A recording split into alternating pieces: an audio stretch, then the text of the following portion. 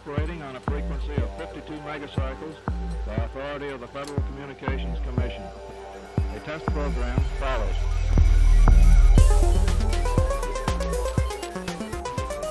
To you who are trained technically, I need hardly say that there's still a number of problems to solve. I guess you know them as well as anybody knows them. But I think we've proceeded far enough to justify the statement, at least, that these technical problems are not insurmountable.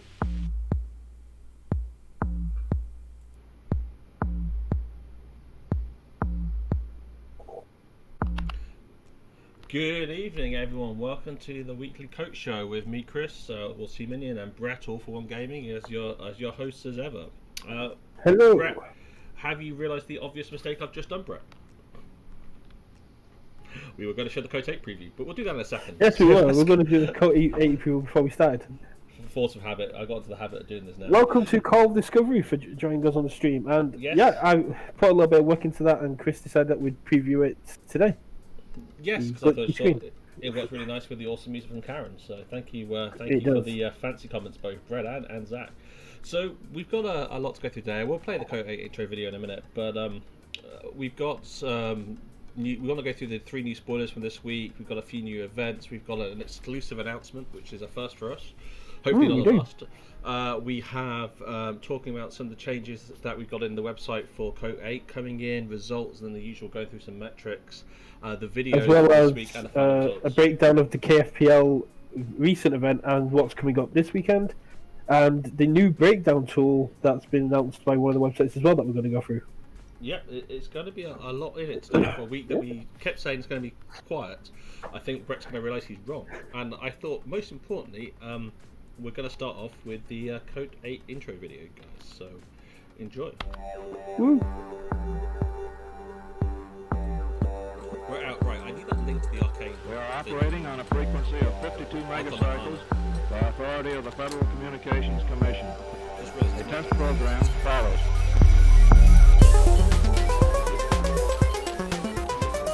To you who are trained technically, I need hardly say that there's still a number of problems to solve. I guess you know them as well as anybody knows them. But I think we've proceeded far enough to justify the statement, at least, that these technical problems are not insurmountable. That's what I need. Oh yeah, but where's the subpage inside of there I need to go to?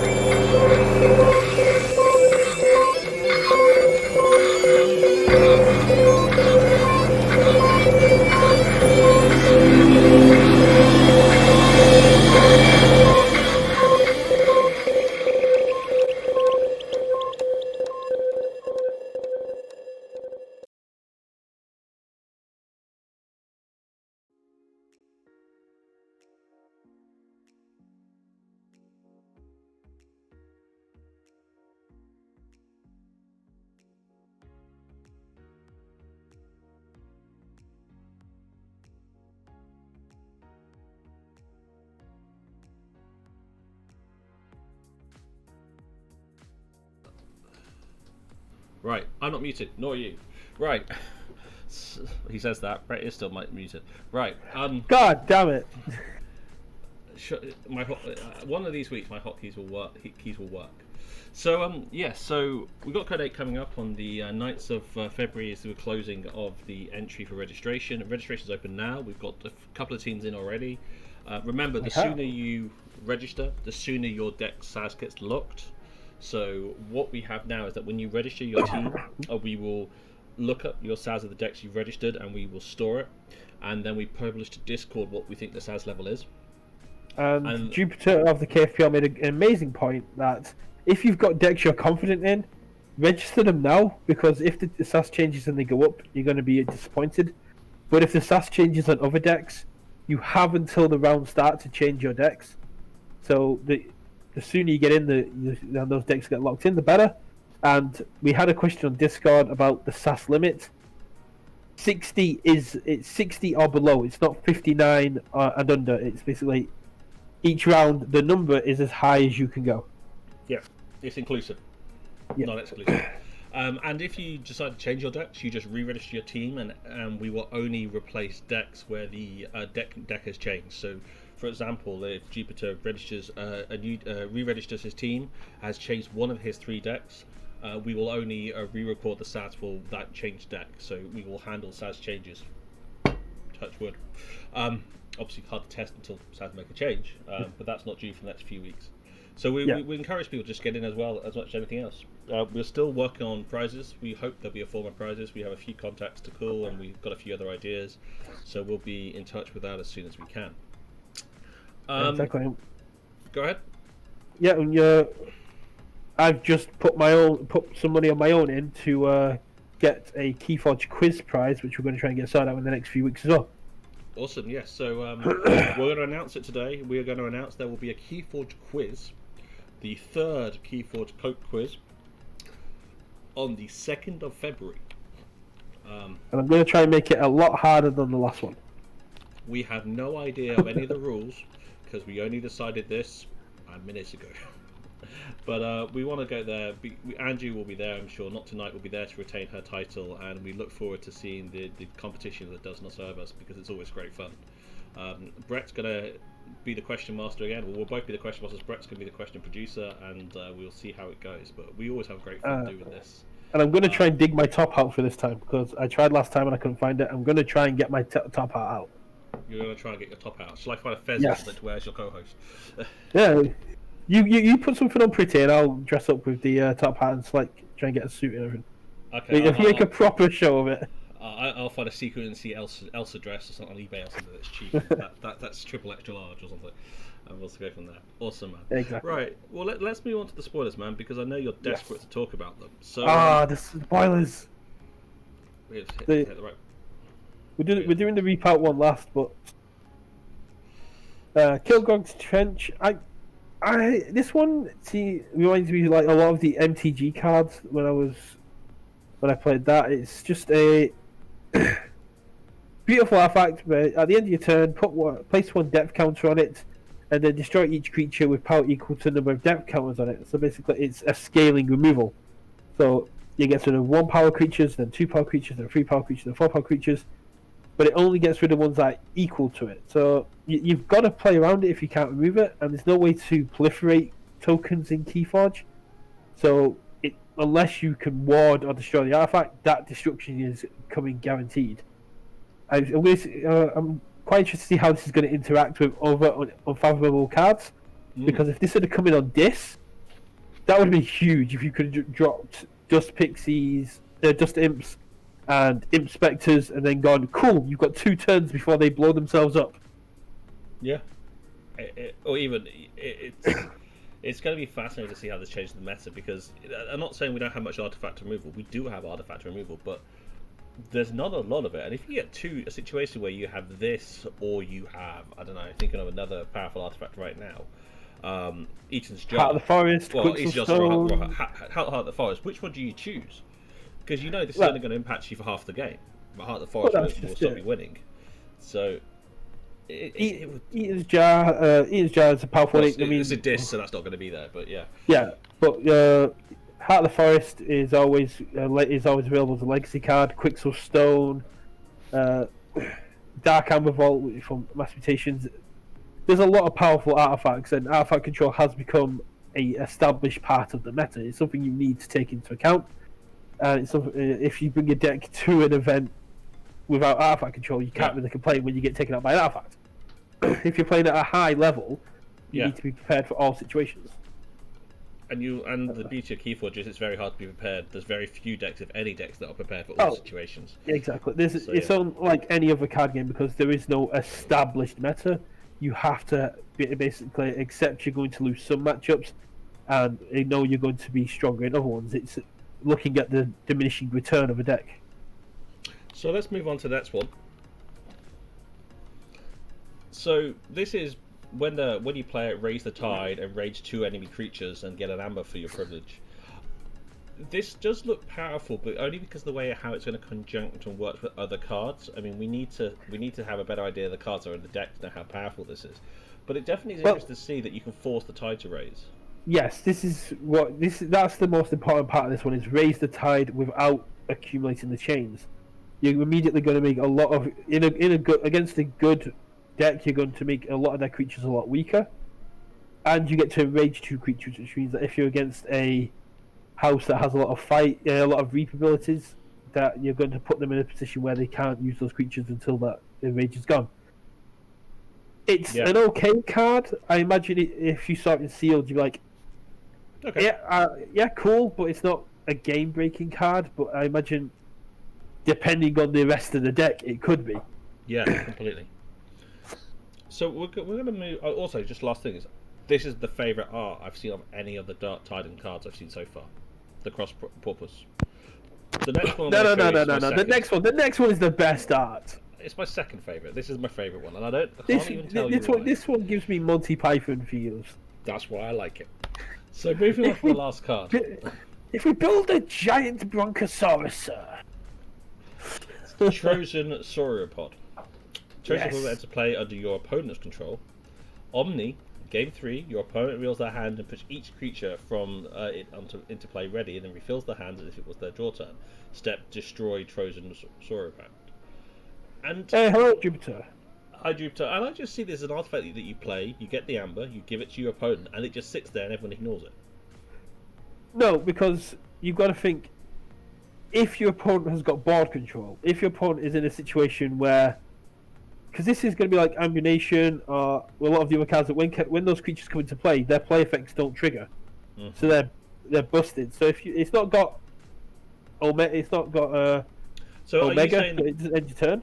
Are you saying this actually is you give it to the opponent and then it immediately triggers, or are you saying it triggers on the next turn, or are you saying? So what I'm saying is, if the Omni ended your opponent's turn, it'd be a bit better for you. But at this point in time, that is a strong artifact for your opponents. What this is going to trigger very well with is things like Nexus, remote access, cards where you can access your opponent's artifact. Because if I'm playing a KOTE deck or an old deck, or maybe some of the board wipes that will possibly come in with Dark Tidings, and I just go, Omni, you can have all those creatures. Whoopsie, Gateway, Coward's End, Hysteria. Just like, yeah, I'll take the 3 amber for it, and then I'm just going to deal with your board at the exact same time. It's a chaotic card, but it's not a card. If Wild Wormhole doesn't get played by players because of the random RNG factors, I don't think Trojan Sauropod is going to get played on a competitive level. I can imagine a lot of meme players or players wanting to do it for fun, and I can imagine tournaments being set up where you have to bring this card in the deck. But also, it's only an uncommon as well. It's not a special card. Yeah, it's only uncommon. So it's going to be fairly regular. Pete's pointing out in the chat, if you give me Sauropod and have creatures like Edite or Gleam, I'm triggering it because you want to get those down. Because if your opponent... you do play them. Surely play effects trigger when you put creatures into play, regardless of whose turn you put it. They're not. No. So Ambulation, the Mastication card, which broke Crucible for a little bit, basically puts those cards into play. But because they haven't been played, they've just come into play. None of their effects trigger. That makes sense. So if I've got Hunting Witch, Dusk Witch, and other cards that I have in my hand, Dusk Witch's Omega doesn't trigger. None of those cards trigger because they haven't been played. They've been put into play. Well, this says, but if you read the text, your opponent reveals their hand and puts each creature from it into play. Yeah, into play. They haven't been played. Okay. They've been put into play. So it's a bit weird.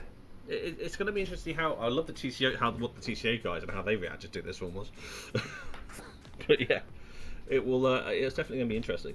So I think that's all the spoilers we have for this week. So it is. Spoiler season's a bit out. Yeah. So But before we get off the Dark Tidings, I was on the Tabletop Royale Discord, and they were saying that some of the merchants and stores there were saying that they've got a release date of March 12th. This makes me very happy. why? Is it someone's 21st birthday, Ben? No, March 12th is my birthday. Yes, your 21st, right? No, 32nd. Close enough. But no, But, I mean yeah. that. Now, I mean, I can't get it because they'd be dispatched on my birthday, but I can at least enjoy the fact that Two Dark Tidings comes out on my birthday. and it's going to be interesting to see really here how it's going to. You know me, I'm cynical. I didn't expect to see this to the end of March, but I said, but let's wait and see. I mean, it's what, I'm 2 months away minus a week, so We should get Pete times. on here. He's going well into the chat with it. But yeah. He's just going back saying that it puts each creature into play. It doesn't say play the creatures from your opponent's hand ready. Yep, got that. Not going to argue. Yeah. So Dark Tidings currently looked at coming out in 12th of March. Somewhere in Q2, but what I've read on the TTR Discord servers is it's looking like March 12th. And I feel I should just put out to Brett here that March is quarter 1. But yes, moving on. Is it? April's quarter 2. Yeah. There's 3 months in it. So then it's Q1. I'm just losing my mind. I think it'll be quarter 2, but Goddamn business years. So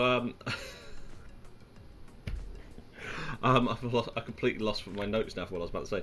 But we're going to move on to the next thing. Is so we've been given the opportunity to exclusively announce that Can't Touch This are going to be running a Polish, fairly significant Keyforge event over the next few weeks.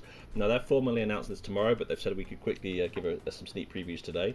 They are running a 4-event qualifier followed by a 1 large event. This is sponsored by Rebel. Rebel are their main distributors for games, as Keyforge games in Poland. They're the equivalent to as VDM, I believe, in the UK. And they are going to be, this is a goodbye to Dis event. And so they are saying that every deck that entered must contain Dis. Now this is targeted at the Polish community. And all the prizes and introduction and all the work will have Polish as the primary language. Now that being said, he did say that anyone can enter. But understand that any prize decks you get will all be in Polish. But we've brought up here to mention it, and also this just gives me the opportunity to give a heartfelt thanks to Alligator Space Pope and all of the Can't Touch This guys who've done the great work supporting us for all of KOTE 7, and we're looking forward to working with you in the future for KOTE 8. But guys, good luck with this event. You need any help, you know where we are, and we hope we're going to be able to put some sort of like we do for the KFPL at other events every week. We'll be talking about the winners and the losers, just so we can say who's qualified, and like we want to do with as many other events around the world as possible, start including more and more here, so we can just give people what the scenes are like in different countries. We have so much of the community taking part in these events. We want to make sure that we're advertising the events to other community events, which kind of mean the final swindle had 22 participants this weekend. Yeah. Which makes a new record high for them. I mean, if I jump on next thing on our list is the new tool for analyzing decks. So yes, Brett is going to talk through this and teach me how to look up a deck. So if you want, I'll put through one of my decks that I put in there. If you put Tiglav, you have to manually load your decks, do you? That's a shame. Yeah. You just have to search the name, and then it just searches throughout all of them. Okay, so I just pick a random deck from next to me, for example. Could I just put this one in? Yeah. Just put it. Well, I want a particular deck actually, but okay. I was going to do one of my particular decks that had loads of information put on there because it was absolutely amazing. Well, if mine comes up with nothing, then we'll move on to yours. There's one particular. But you can also search by you can reduce it by sets. You can reduce it by house. Here we go. Combinations, so that you don't have to have a deck name.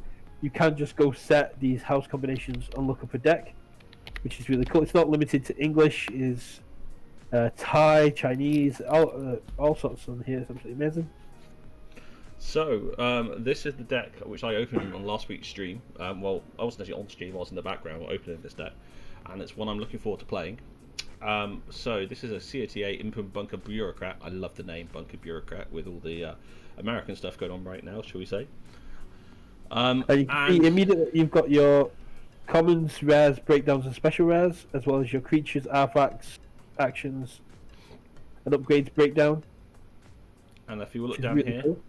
yeah, so you've seen Nexus has been redone. The first time this creature attacked each turn dealt no damage. Reap using an energy artifact as if it were yours. So yeah, each deck will have a breakdown of any cards that have been errated, so what the new cards are meant to say, as well as FAQs, so any questions that have been asked about the cards and what the answers from FFG have been. And this covers all the cards that they have in the Archon Arcana network. And you've got quite a lot on there, but if you keep going down, yep. The FFG rulings about changes in cards, such as Pit Lord being Maverick and everything. But this is the one that I like the most. It's the commentary aspect. So the commentary aspect will pick cards from your decks, as well as particular interactions with those cards, and let you know what's going on with that. So you can see you've got Control the Weak here, which is basically letting you know that if you've got 2 copies of Control the Weak, and you declare 2 different houses, they must choose different ones. As well as Emblem Treasure Map. In the deck I searched, it told me about KOTE and Hunting Witch, which professional players, the players of the top tier will already know all this, but as an introductory tool for new players or people that are returning to new sets and will be told about these kind of interactions in the decks, this is really good. This is something that I feel is missing from decks Keyforge, is the fact that yes, it gives you a breakdown going, you've got low creature counts, you've got high creature counts, and how cards interact in aspect. But this system cherry picks combinations in your deck that are synergies and lets you know about them. And if you're looking like in KOTE 8 at low SAS decks, and you're looking for something that's a cool card interaction or something that's really strong at a low SAS, the Archon Arcana commentary section is going to be a really good, powerful place for you. Yeah, definitely. And also, it gives you quite nice high-res images of your deck in case you lose a card mid-event. I'm not saying that ever happens to anyone. And yeah, you get a full image breakdown as well, and you get a nice sort of Archon card for your deck at the top as well, which I think is really cool. Yeah. But the commentary section for me is what made it really good, because it's a great way for newer players and returning players who haven't played in the new sets to find out these fun interactions between old cards, new cards, and all the cards in there.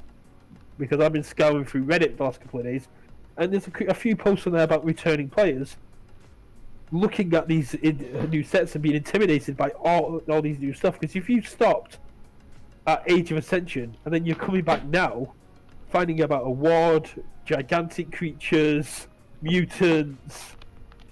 It's the barrier to entry's gone up so much. You're going to come back and you're going to find this entire tidal wave of information that you have never seen before. There's 3 urchins in this deck. That can't be right. I must have missed but if you haven't got a Fagin. No, it's only 2 urchins. An Umbra and 2 urchins. My mistake. Yeah. 2 urchins and you got 2 Control Weeks. And I've got 2 Pit Lords, which I love. The fact there's 2 Pit Lords in this. And 2 Ember Imps, which is nice. So, I mean, I'm looking forward to playing this deck. It's only like SAS 76 or something. It's my highest AOA deck. Special delivery, which I love. So this is a deck I'm really... That's not an AOA deck! It's a COTA deck. It's close enough. It's not the highest COTA deck. It's the... That's a lot of legacies for an AOA deck. Well, it's a legacy deck. What do you want me to say? Yeah. You know what I mean? It's one of my higher COTA decks. I have got a higher AOA deck, which I got this one mixed up with, but this is the one I want to look at. The double pit that makes it interesting for me. Oh, the double pit lord seems really interesting. Yeah, especially if you can get an Ember next to the pit lord because of the taunt.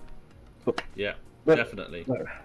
So, thanks for that, Brett. So the next thing we have is you're going to talk about our new social offering.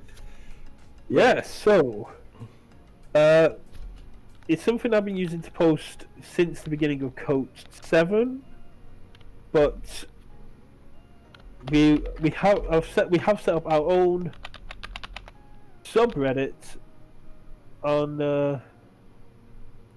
why can't I find it? We have set up a new subreddit on Keyforge.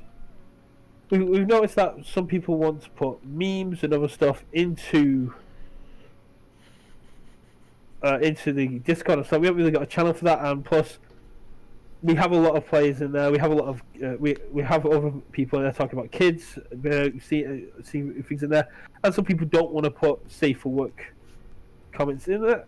Don't want to put safe for work memes in there. So I've decided to set up a subreddit where you can go and why can't I find my subreddit? There it is. Set up a subreddit. This is where we're going to be doing regular updates, but it means that the community can go in there. You can drop memes.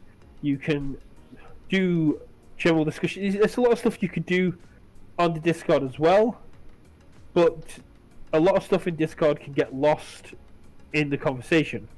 Whereas on Reddit, you create individual threads, which I think is really strong. And there's a lot of stuff that you could come to us on Facebook or go in the Facebook group for, but not everybody's on Facebook, and quite rightly. Facebook is not the greatest thing anymore. Especially at the moment, recently. Especially at the moment. So, Reddit has got a lot of potential users. I know people that I know ABR, I know Motivus, I know Call of Discovery, and other people. I see them posting quite regularly in there. And we thought we'd set up a KOTE subreddit just for people to meme around, talk about stuff that's going on in the event, and just have it as more of a social aspect for KOTE. Let people go on there, and Chris was even talking about maybe having a meme competition or just seeing who can do the best memes. And we just kind of want it to be a more relaxed atmosphere. No, and this is what, well, I'd say equally relaxed atmosphere, but another just way of engaging, because I say Discord is the stream, the river, and whereas if you want to have a long historical discussion, then it's going to be a place. Reddit's better when you want to talk about a particular topic, I find. And I'm not a big Redditor, I really am not. I've used it occasionally, and I believe we've got Rise from ABR who's coming on board to help us moderate it. Yeah, just because it's always good to have they're fairly new experienced to users. Reddit themselves, but they've said that they'll help us go through moderation aspects. But when looking at the KOTE 8 conversation about Heart of the Forest, when we came up with the answer, it got lost within the KOTE 8 questions quite quickly, and we had more people asking us about it. If it's on Reddit, it's a lot easier to find, and it's going to be a great tool for these kind of questions, for this kind of place to go. It's not going to replace Discord or Facebook. No. I just think it's a nice place to go, and it's another well of untapped players, and possibly players that didn't even know we exist, because I want to give Chris a heart attack and get over 100 teams. Just to be clear, the heart attack's on 81 teams. I just have my take 2 days off. It was an aneurysm at 81. It's a heart attack at 100. Let's just say it's a problem. It's going to be keeping me busy. So, yeah. So, and that's what we're pushing through. So, cheers for that, Brett. Just want to pull back to my notes for what's next on our list. So next we have is, I've already mentioned briefly, we've got our locking mechanism in place now. So if you register for SAS 8, your team SAS will not change. If the decks and Keyforge change how it works, the SAS will not change in your decks you've registered. And now we've got Average Joe's. You got the information for Average Joe's. I've got the high level, but do you want to go through it? So Average Joe's is a recurring league throughout the community. Really good. I took part in one a couple of months back, but I just don't have time to do it at the minute. And they've set it up at a 65 SAS limit. You select a deck, and you play a deck throughout. Jenka and Heart of the Forest have been banned from here, and basically,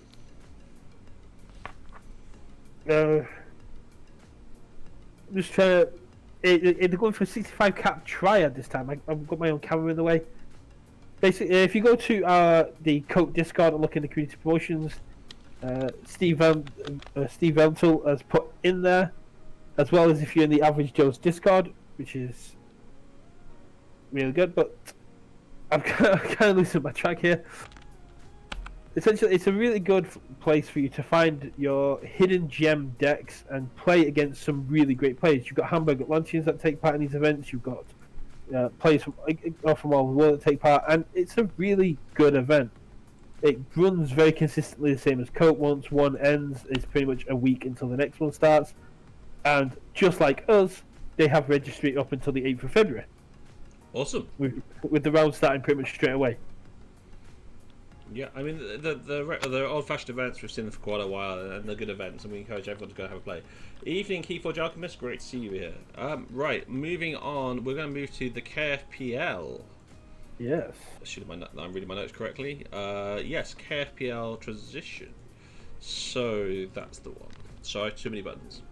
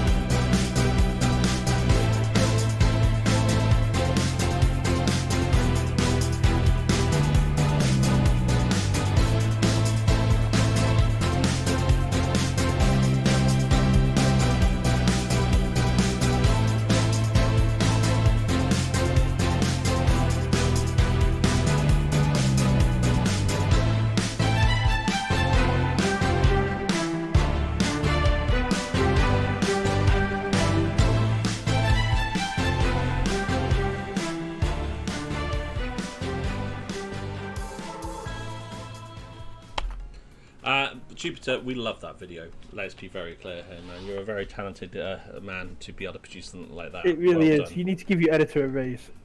Yes, do like I did. I doubled the pay of my video It editor last week. did. My He didn't salary got appreciate it. doubled from the entry, but as I quickly found out, yeah, 0 times 2 is still 0. Yeah. But yeah, they At just least had they the reduce it. Archon. They have just had the Archon qualifiers, which everyone who went X and 4 and X got through. 3-3. We did have Chris taking part using one of my decks. That was awesome. He would have qualified if it wasn't for that pesky Eaton's jar. In 2 of the games I lost the same way. But just to be clear here, and I will say this formally, and you can tell me this is a lie or not. I was the highest ranking person who didn't qualify, but I had the highest, what's the term, difficulty with everyone who beat. Yeah, the highest strength of schedules over anyone else who didn't qualify. Yeah, I mean, what was it? You had CTD, SAS, 2 Hamburger Lantians. You had all the top teams straight away. Oh. And to be clear, the last 2 games I lost purely because they had each chart in exactly the same way in both games. Keyforge Alchemist has just managed to get us straight through onto the next point. Coming up on this weekend, KFPL have sealed. So in this sealed event, it's not like the last qualifier. There's no averaged out SAS decks. This is probably a lot of less work for Big Z. Each player will be given 4 decks, 1 deck from each set, and you'll select 1 deck to play throughout the event. Enhancement in Mass Mutation can be placed anywhere it will, which is both terrifying and glorious. So, but the SAS of these decks can vary from the lowest to the highest. You could end up with a 45 Utter Abomination, or you could end up with the 95 Galaxy, which is some lucky sod ended up with. So we're creating brackets to give each deck. Fair enough. But yeah, that's how it's going to work. You're going to get a packet of decks like you got last time, but basically you're going to have 1 from each set. Enhancements can go wherever, so I imagine see quite a bit of Mass Mutation being snuck in there because those enhancements can be quite broken, even in lower staff decks. Especially like Keymac or Causal Loop or Casual Loop as people keep calling it. This Qmet captures 2, draws 2, and gives me 2 amber. Oh no! And it does 17 damage, yeah. I This can't see the Qmet draws card for the 36. enhancements. This Qmet draws 36 cards. But it will be interesting to see. And just to be clear, are these decks people will be able to take home with them afterwards, or these ones randomly being selected from DOK? I believe I didn't ask one question I didn't ask, but I imagine, given that it's a free qualifier, that these are going to be decks that have been pulled from decks of Keyforge as a sort of sealed pool. Which makes sense. It's sealed more in the aspect of you haven't seen the deck before, or maybe you get incredibly lucky and you have. I don't think Jupiter's going to be handing out 200 decks with postage.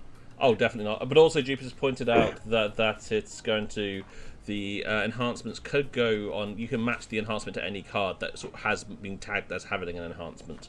So you can't put all the enhancements on one card, for example. You'll have to share them out. But if you had, say, 10 enhancements and 5 creatures that were enhanced, you could give all of them one, apart from one creature, and then put 6 on one.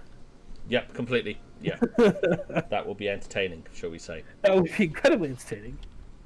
And I say, we had great fun last weekend, and I just want a big thank you to Jupiter, Carl, Steve, Muffins, and everyone else who was involved with the KFPL event last weekend. I had an awful lot of fun, a lot of frustration with just against Ethan's jar, but guys, it was a brilliant event. I really enjoyed it. I never expected actually to win a game rather than win 3, so it was a lot of fun. And Brett, that deck is absolutely broken. You let me.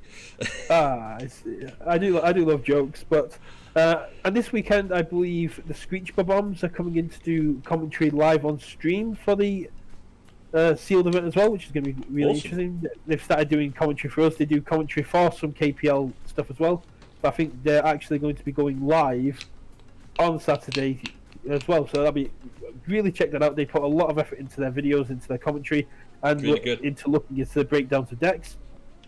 Callum and the Baron von Fabulous, and I always forget who. And Vegas, the third gentleman. I never forget Baron von Fabulous. The other two always. I know Callum because he keeps moaning us about to pronounce his name wrong for so long. But if anyone has the time, they did a great commentary of a couple of. I think it was our last game in the event, or was it a playoff game?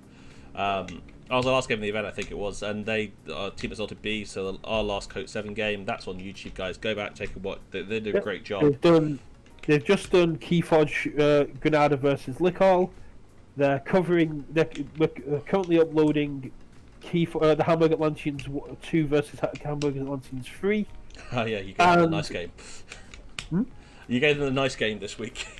And they're going to be covering the other top 4 game that we're not covering. So this time we're going to have gameplay from all of it. We hope. Tuck or Vegas, whichever they prefer to go by. Yeah. Awesome. So, but yeah, thank you to Jupiter and Carl for the KFBL. It's great fun, and we're moving forward. So we're now going to move on. We're going to change the order slightly today because I'm trying to try some things out. And we're going to go through our results for non-KOTE games. And the only results we have, apart from KFPL, which we've already been through, will be it's the Swindle event last Sunday. Brett, you have the results from there, I believe? I don't have the full-on results. It was a 59 SAS cap with Heart of the Forest and Martian Generosity band. There was 60 caps, right? There was 22 participants. Both of the final decks, which was Karen versus Gromweaver, were both 7 Plague-Rat decks. Which is, I imagine I love Plague-Rat decks. I love Plague-Rat decks. I imagine low SAS Plague-Rats being board control and creatures is going to be quite interesting. But ironically, Karen lost the game in the finals to Goran Weaver because her Swindle didn't show up in the game. Always it's the way. Delicious irony that she lost due to Swindle. But yeah, it's the irony there is brilliant. The irony is absolutely delicious. The next event is currently still in discussion, but it's going to be a week on Sunday, and at the minute it looks like it's going to be a 4-deck Archon using a 275 SAS limit for all 4 decks, and each round you use a different deck. The top cut was meant to be Triad, but as Aurora or Hysteria Malice, whichever she prefers to go by now, pointed out, that you could just literally pick one reversal deck, take that additional SAS, put it into more powerful decks, concede the last round, and get into the top cut just using a 3-1 situation. They said that about KOTE 6, and I still challenge that. I said that about KOTE. I brought up KOTE 6, but the difference here is, if you gave one player in KOTE 6 a bad deck, you put extra pressure on the other 2. That is true, yeah. Throughout the entirety of the event. Here, it's just one round. That is fair. That is fair. Yeah, it's a fair point. So we look forward to that. We look forward to the results, and we'll be talking. We've about got that the amazing player Lord Ugluk 4242. All hail Lord Ugluk. If you haven't read it, Hysteria Malice has done an amazing article interviewing Ugluk, going through, well, just chatting and going through how Ugluk looks at games. Definitely give it a look. It's a great insight into a great player. Definitely. So we're going to move forward now, just into time to this week's data breakdown from Baguette and Chips. So as for those of you who don't join here regularly, we have Baguette and Chips regularly come on board, and every week they give us a breakdown of the decks and that are in KOTE 7. And firstly, man, you've never been late. You've delivered a great material every time. We're looking forward to it, and I just love the style they come in. So I do. We've actually both read these for once as well, which is a change. So this is what we're going to do here. We're looking at the top 8 decks and the top cut. So this is just the decks at the very top. And it's always interesting to see. So what we're seeing here is that unsurprisingly, the SAS averages are still going up. We're seeing the average now have gone from 79 to 84. I think they're at 82 in the top 16. And so we're definitely seeing the quality. The SAS value is, on the whole, a good marker. Right? Well, no one's going to say it's perfect, but it's definitely a good marker. But I mean, losing the 66 SAS deck in the top 16 probably made the average go a bit higher as well. Yes, that's definitely true. But also the synergy is significantly up a lot. It's gone from 12.9 to 16. And that's interesting, because we've only gone... So we're down to 24 decks from what was... 300 and something, but the synergy going up by such a large amount means these decks, I think, are the decks that we play because we know the combos, they have the duplicate cards and all of that jazz. I mean, apart from that, I wouldn't say, okay, the efficiency's up a little bit and the disruption's up a tiny bit. Well, alpha control keeps dropping. I mean, it dropped from 1.1 to 1 in the top 16, and now in the top 8 it's dropped to 0.8. So alpha control's going lower and lower each week. But I'd say it's such a small drop. I mean, I don't think you'll find that's much difference. It's like, I suppose we're now averaging decks. We're now, so on average, most decks don't have artifact control. There's now at least one deck without artifact control. We can say that much, I suppose. And there's one deck with 3.5 artifact control. So I love the idea of a deck having 3.5 artifact control. I look forward to that, working out that one. But apart from that, imagine harvest time and stuff like that, which counts as creature and... Yeah. But apart from that, I wouldn't say these stats are particularly that much more, apart from those few we've brought out. It's surprising to see synergy being that important in some ways, but I'm not sure. Increase in disruption is also making a lot more sense because there's a lot of dis in the top, which we're going to get to in a minute. Yeah. Well, let's move on to the top 4. And this is why these results came in this morning. Again, so just compare it for the previous one. The average SAS has actually gone down from 84 point something to 83.6, which is interesting. Still got that 95 though. Still the minimum 72. So the polar ends haven't changed, and the AARC obviously hasn't changed. The synergy is significantly lower as well, whereas before the synergy, let me just take a step back, it was 16 average, it's gone down to 13.9. So all the heavy synergized decks are now suddenly no longer there. The artifact control has gone back up, which is not too surprising. But again, the expected amber's about the same, but disruption has gone up massively. Now we know that this is this heavy at this end of the tournament, but everything else has kind of gone down. We're seeing a lot more specialized decks in looking at synergy, efficiency, disruption. We're seeing a lot less boardy decks, and we're seeing a lot more speedy decks in terms of either amber production or through draw power. Yeah, I mean, what we've got here in my notes is the SAS is a bit lower in top 4. That's because top 8 is already a very strict selection of the best decks among the 385 that KOTE. So at that point, winning decks in top 8 aren't really necessarily much stronger than top 4 aren't much stronger than the top 8 because we have basically when we got to top cut, even before the qualifiers, pretty much every player accepted that the decks that they were coming across are going to be great, it all came down to skill and RNG. Yes. That's how it can kind of work. If all the decks are around the same level, it is going to come down to who plays better and who gets the better draw. Because one mistake can cost you the game. Always. But you can also lose and make no mistakes. It's not weakness; it's life. That's RNG. Yeah.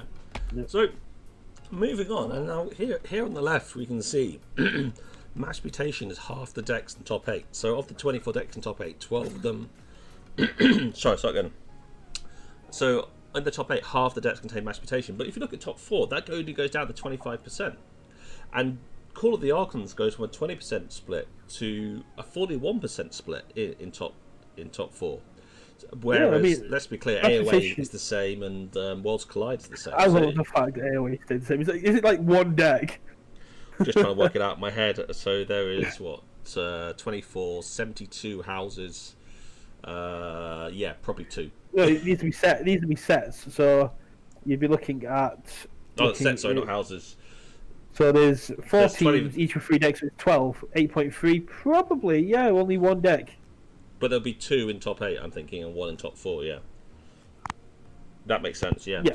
So yeah, one got knocked out. So there's one AOA deck, and I believe it's in Lickhalls, if I remember correctly. But don't quote me on that. They definitely had one, actually. Yeah, definitely. So moving on to the thing that we're all keen to talk about, which is not that one at all. It's not. Why is it? Don't give away the stuff. Go back to the houses. Yeah, this is weird today. Right. Freaking PowerPoint. So the houses on top. Look, 25% of the houses in play are dis. And I'm not going to say that's not a surprise, because we've been through this every week, and every week we've seen dis being very standard. But it still shocks me every week. There is no Brogner in the top 8 or the top 4, or it's such a small amount that they don't even pull it out. I'm going to guess this doesn't exist. Sanctum is basically non-existent. Mars is pretty much non-existent as well. Mars is very tiny. I mean, it's still bigger than Brognar, don't get me wrong. Yeah. But and then Star Alliance, I mean, we had just seen the growth from the top 2 houses, really, are both Logos and Dis, between the top 8 and top 4. The Untamed didn't change at all, which is amazing. Proportionally, yeah. So half the Untamed decks are left. Yes, sad Bromnar noises. They can go smash up some stuff with their rocket hammers. Yeah, just not here. I'm liking the Saurian drop and the Shadows Rise, because pretty much every house dropped apart from Untamed, Shadows, Logos, and Dis. So every house dropped apart from half of them. So you say every house dropped apart from half of them. Well, no, because you're also not counting Bromnar here, which doesn't exist. So more than half. Okay, four ninths. Okay, man, 4 ninths, got it. But yeah, it's going to be interesting to see, because I don't know. I've looked very much to see what the results of this week are going to be. So, I'm definitely interested to see how this is going to go down. So now we have this week's simple quiz, and this is a particularly simple quiz because I've just accidentally shown you the answers, but may not have shown you the questions. So, do you even have Mr. Kong here to take part in the quiz? Well, if he's not here, I don't think Not Tonight is here either, so it's going to be... Quickly, George! Go let him know it's taking part. So I'm going to bring up the first question. So everything this week is about the polar opposites that we have in decks, and every question is around on what was the gap between in the match that had, in this case, had the highest SAS difference across all of the matches in the entire tournament. What was that disadvantage? Or also, the match with the lowest SAS value won. How much lower was that SAS from the higher value? Once I'm going to start the quiz here. Here we go. So, how much was the SAS disadvantage in the hardest victory? So, how much of a difference was there between the highest and lowest SAS, where the lowest SAS won? And if you guess correctly which team it is in the chat, you get a prize. We don't have any prizes, so I hope no one gets it. I mean, we can do some sort of like virtual prize. You get pride. You get a prize. Good prize. Well, you'll get our congratulations and well done on having a brilliant memory. or guessing. Ooh, Pete's saying it's the Screech Bombers. Ooh. Let me know when you're ready, man. I haven't got it in front of me. So yeah, you can reveal. One person got it correct at 21, and 2 people guessed at 16. And the answer was Mr. Awesome Possum from London Arch with Science. These are in the Shadows group, and they were playing the Autocans Italia, who are an amazing team from Italy. And yeah, they won with a 21 SAS lower deck. Is that one that we covered? It may well have been, actually, yes. I'd love to go back and check, because if that's one we covered, that's going to be really cool. I think we did cover that one. Let's move on to the next question. Of course.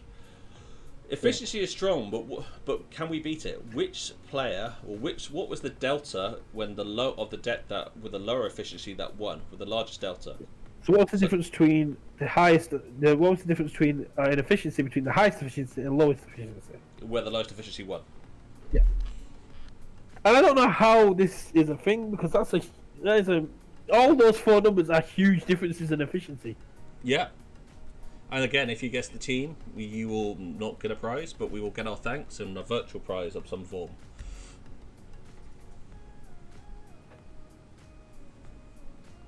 Right, We'll send you a sticker when we order some stickers. Pete's going for screech bumps. So one person went 16.9, one person went 26.9, but it was 21.9. Now the answer was... Jolie from Hamburg Lanterns won with an efficiency of 4 versus SCS Steelers, who had an efficiency of 25.9. Wait, shouldn't Pete have known that? Because I believe that was his game. Yes. Yeah, Pete is saying that was him. So he has no excuse. Yeah, he guessed Screech Bomb, but it was actually him. So the game's even on his channel. So moving on, we're going to do the disruption one. Disruption is also a key value. What is a victory when being way low on disruption? By how much? So which deck won with a with the largest lower disruption value? Who lost, Pete? It would have been that you lost because they won that one. But yeah, what was the biggest difference in disruption where they won, where their opponent had much more disruption than you? And this is a surprise. This answer to his is a big surprise to me. I want to meet a deck that's got more than 20 disruption. My God. Yes, please. Well, to be clear, I can tell you who it belongs to if you want, and just go and give him a ping. You know him. That's who I think it is. Yeah. Okay, Pete. No, let's reveal. The answer was 20.2. 2 people guessed 14.2, and 1 person guessed 10.2. And this was Silla Farmo from Italy beat the Hamburger Lanterns 2. Now, let's be clear, the Hamburger Lanterns 2 are in the semi-finals right now, though they lost this game. And Silla Farmo decided to drop after the group stages.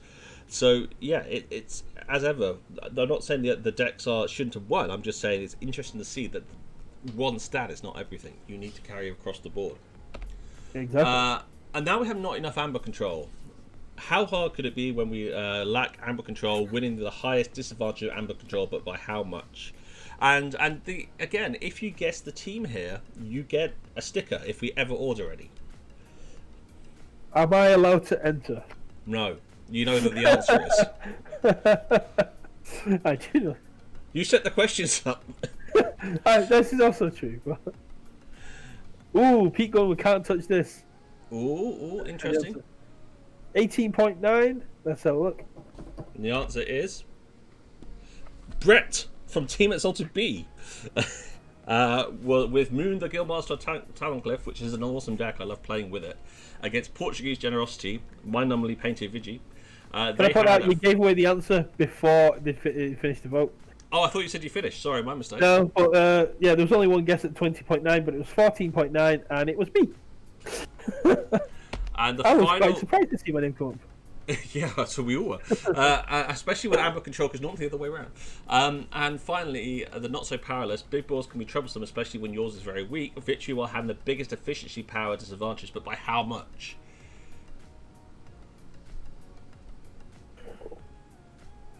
Just proving that just because you got big creatures doesn't mean you're gonna win.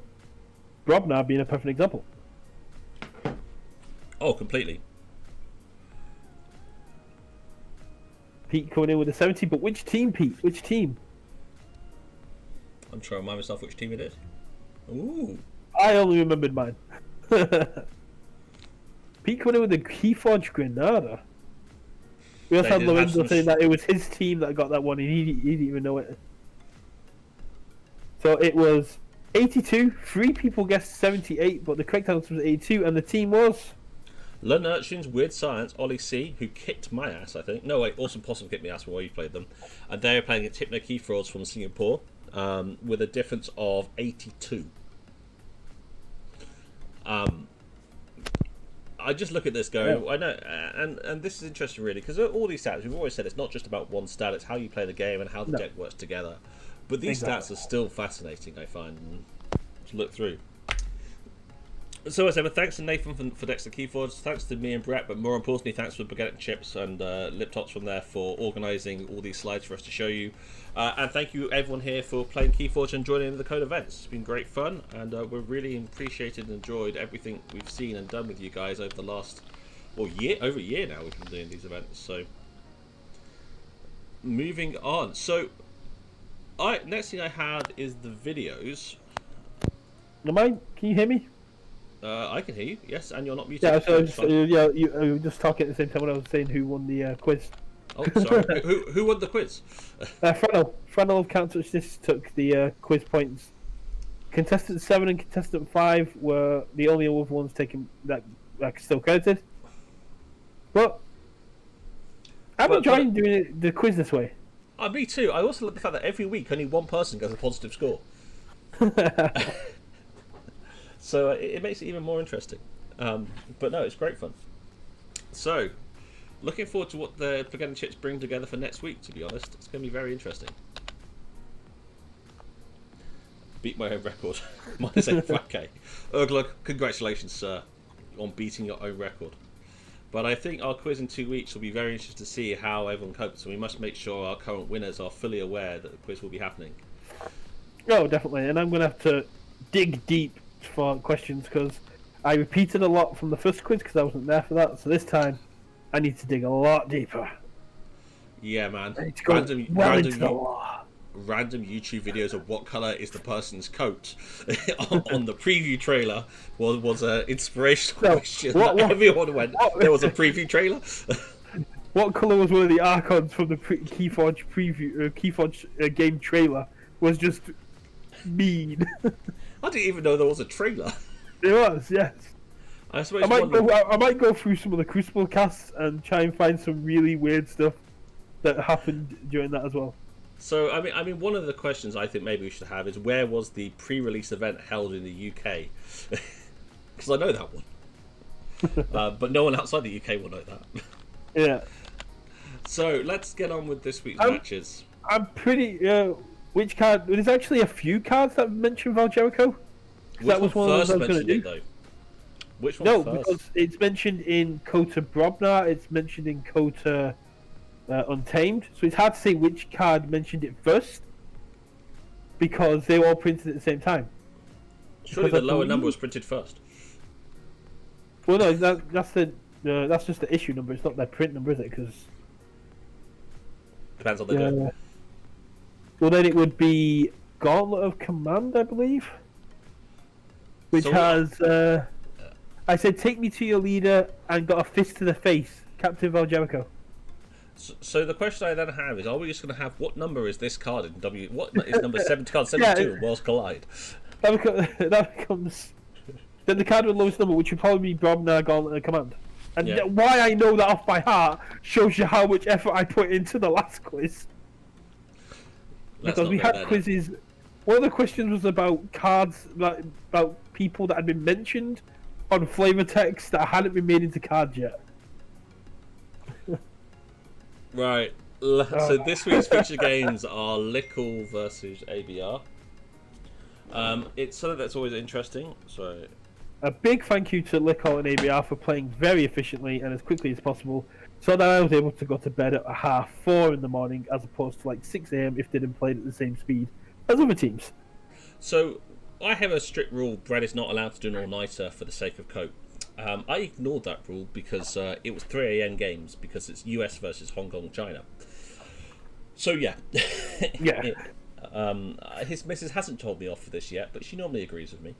No, it was definitely good to get ABR and Lickle. They hadn't been featured on the stream yet. And Lickle are a new team, so...